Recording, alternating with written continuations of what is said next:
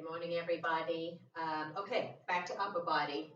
4 moves. We're going to start with the back move as usual. Just usually helps warm up some of the stuff that may be going on in the upper back and shoulder area. I still recommend you do some sort of warm up before you jump right into this. All right, so we're going to start with a plank row. So since a lot of us are working with slightly less weight than we would at the gym, we can play with a little bit more instability in the base, whereas we're working with heavy weight, right? You want to just really focus on the weight. So I'm going to do it off a step, right? Off a chair, off an ottoman, you get the picture. Being elevated will actually make the row a little bit more challenging, make the plank a little bit easier. So you want to set up in your plank position, right? Shoulder on the supporting arm, all lined up, right? Wrist, elbow, shoulder blade rolled back and down. Core rigid, that belly button tucked up and under the rib cage. Glutes squeezed. And then you're just going to row up, squeeze to the top, all the way back down. Reset the core if you need to. Try not to rotate through the hips.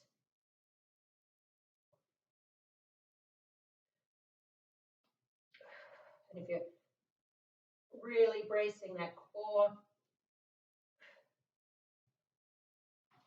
you will start to feel it in the core as well as in that row, kind of mid-back area, right? You'll feel it on the opposite, more on the opposite side of the rib. So same thing on the second side. Helps to have your feet just a smidge wider for a little bit bigger base of support, right? Right, everything stacked, glutes a little squeezed, belly button tucked up and under. Shoulder stay bound the back, right? Still keeping the shoulder blade on that moving arm, pulling in and down. So just because you're adding some challenge with the plank,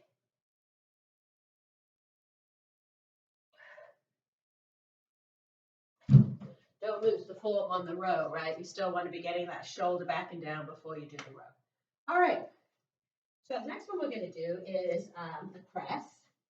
We're going to change it up so that we stay in just a regular glute bridge off the mat in the press, which is going to make the press a little bit more challenging and a little bit more like doing the press on an incline.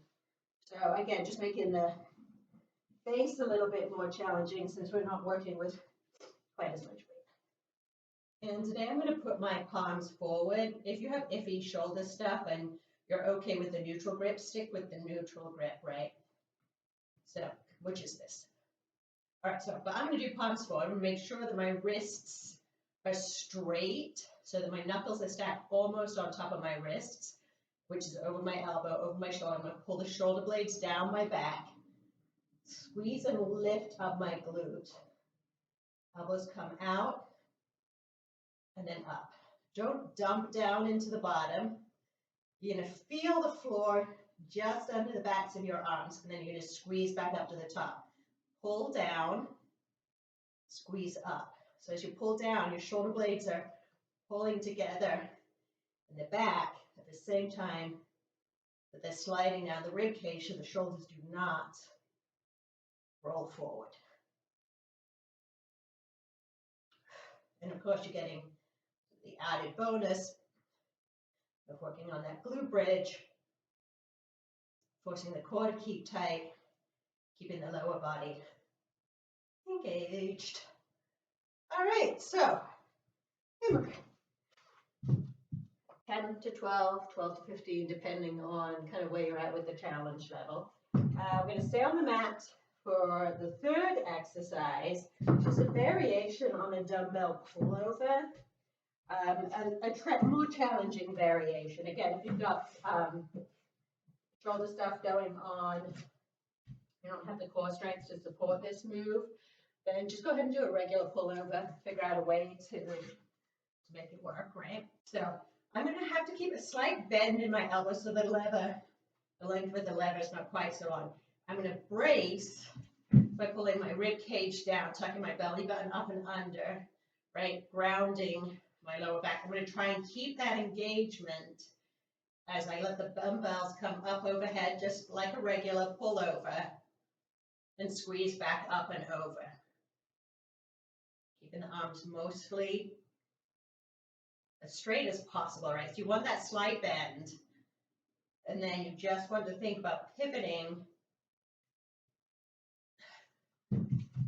around that shoulder joint, right? But you're also thinking about keeping all of that, those lat muscles sort of wrapped down. So you're really engaging and squeezing down those lats on the serratus. Squeezing back up, but the whole time I'm not losing the connection of my lower back to the floor.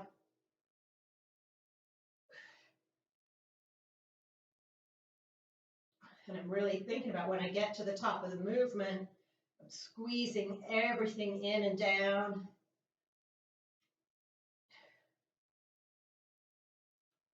All right, so the double dumbbell pullover. Again, any variation on the pullover, you could totally do that with one weight overhead. Maybe hold it side to side, right? Because if you hold them this way, you'll get a little less range of motion. You might want a little bit more range of motion. All right, last but not least, variation on the shoulder press. I'm going to use one of the circular bands just for some of the feedback today. But you guys take your pick. If you don't have the circular band, use a band with handles. Use your dumbbells. But think about the same thing. The trajectory with dumbbells may be a little bit different because I'm actually going to kind of push up and a little bit out at the top. So you may want to, you don't want to do that with dumbbells, right? Because then you're really working where there's instability in the shoulder. All right, so hardest part almost is going to getting the weight or the band up to the shoulders, right? And then the shoulders stay grounded and back. I'm going to push up, squeeze the band apart, brace my core, come back down to control. So starting right in front of the shoulders, shoulder blades back and down, squeezing up. You can add that little reach out of the shoulders, set them back down, bring the band back down. So this one's really about control, and the band just really emphasizes the control, especially since it's harder at the top.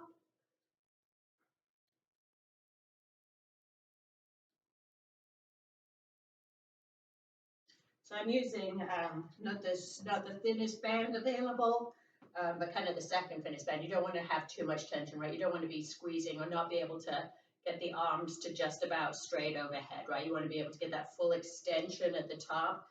Reach up if you need to, or want to if you're sort of playing with that movement of the shoulder blade. Suck that shoulder blade down and back. Pull back down. Think about getting that reach apart a little bit at the top if you're playing with the band. All right, so that's it for today. Have a great day, everybody, and we'll see you guys tomorrow.